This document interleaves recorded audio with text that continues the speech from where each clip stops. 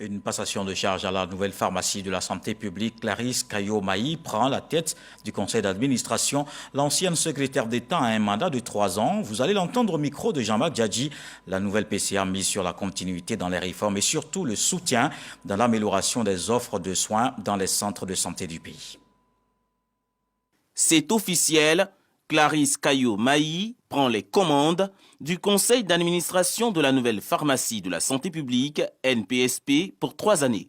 Elle aura la lourde tâche de proposer une politique générale dans le respect de la convention liant la structure à l'État de Côte d'Ivoire. Après 9 années passées au conseil d'administration, Kwame Gala, le président sortant, relève des défis. Le rôle que j'avais au moment où je prenais les rênes de cette institution, c'était notamment de régler les questions liées au recouvrement, parce que c'est une grosse difficulté en nouvelle pharmacie de la santé publique. L'autre question, c'est la question de la gouvernance. Il faut continuer de renforcer la gouvernance de cette institution.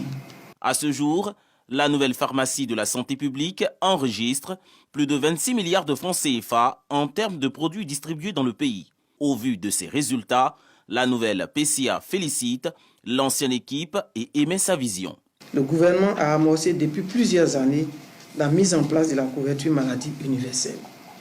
La nouvelle pharmacie de la santé publique s'inscrit donc au cœur de la réussite de la CMU. Notre rôle à tous sera donc de savoir relever le défi de l'exercice de cette mission.